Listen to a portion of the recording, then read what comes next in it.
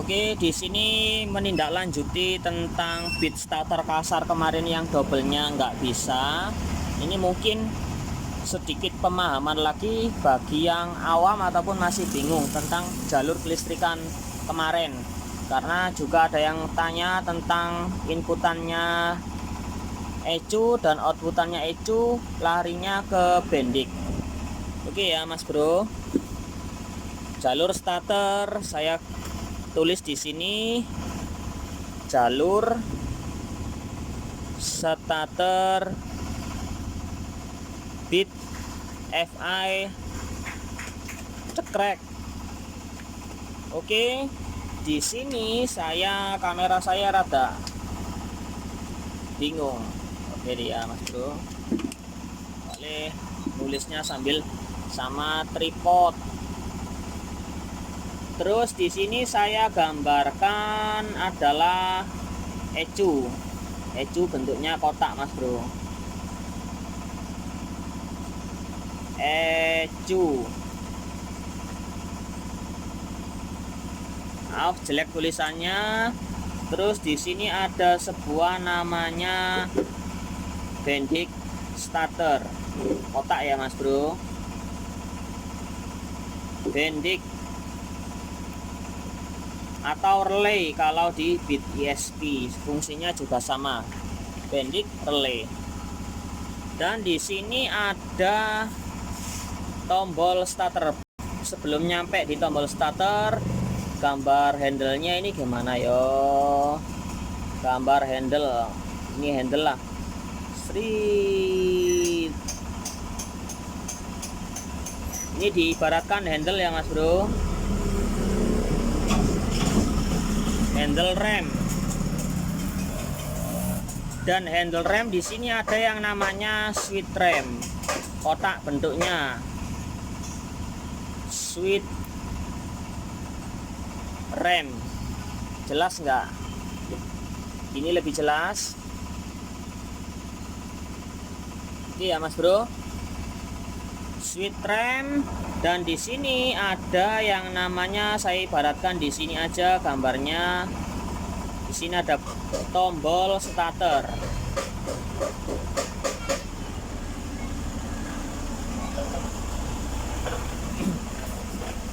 Nah, awal kerja mulanya tombol starter ini dapat inputan 12 volt.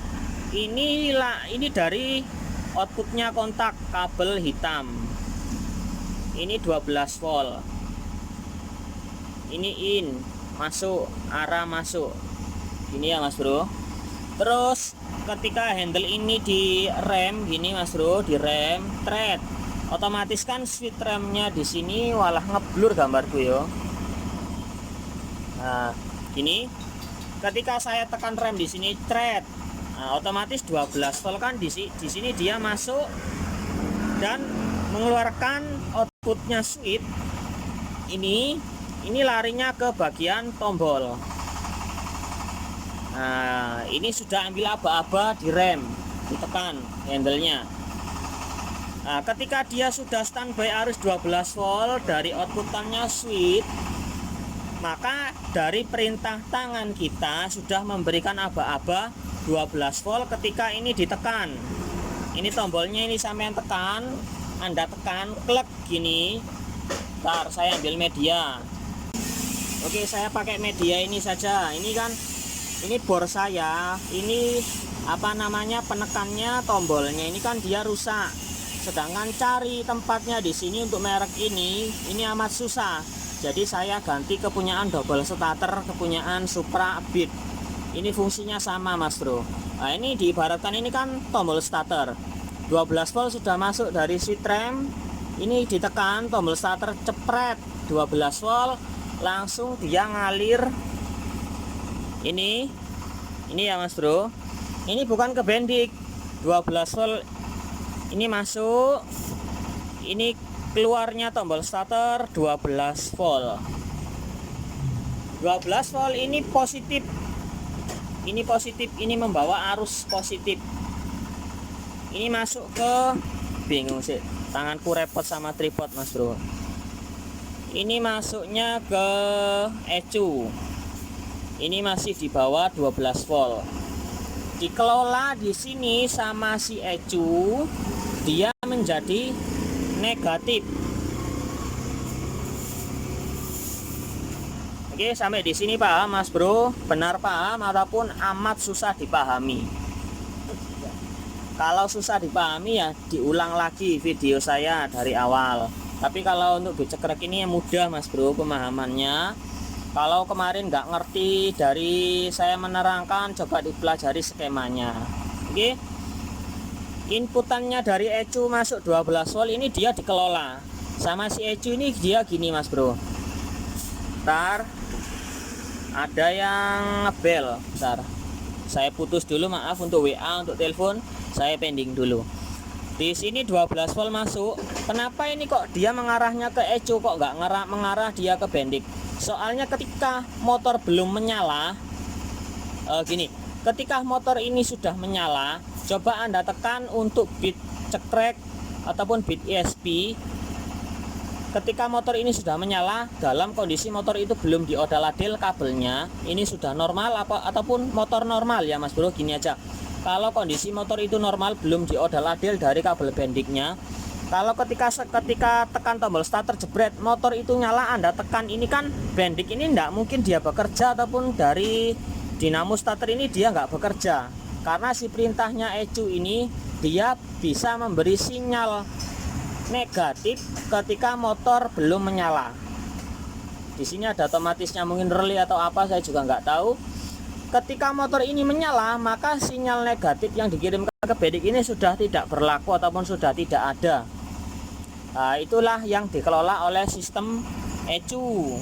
Jadi nggak asal nyala aja ketika motor ini bunyi cekrek, kan mesinnya dia berputar ataupun menyala, nggak mungkin toh dia gigi pelontarnya itu dia tetap bekerja.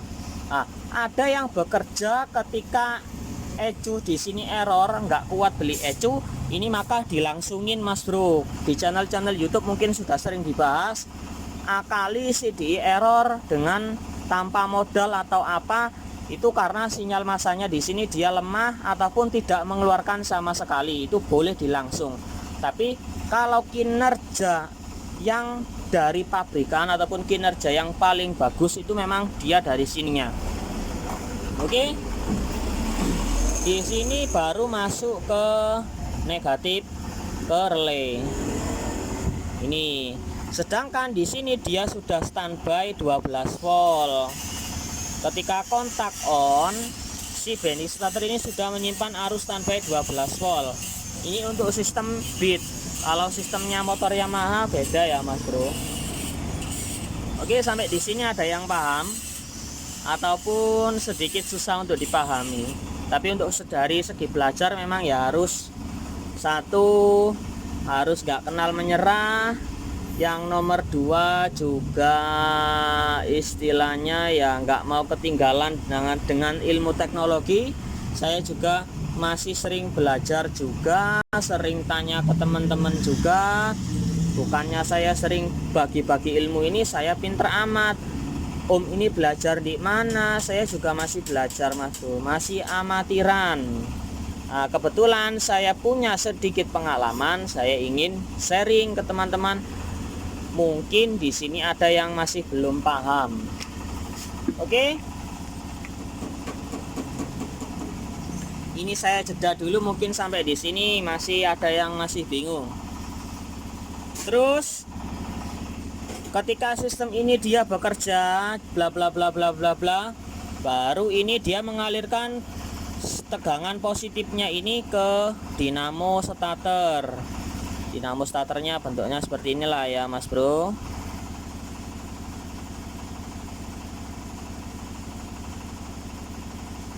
Nah, ini ke positifnya.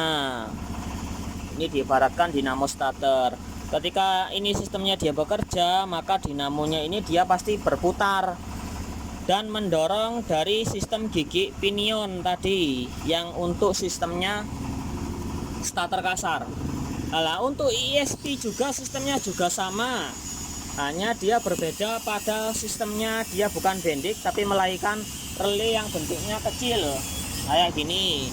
Misal kayak Vario 125 ini kayak gini. Iya, ibaratnya ya sama fungsinya kayak bendik Mas Bro.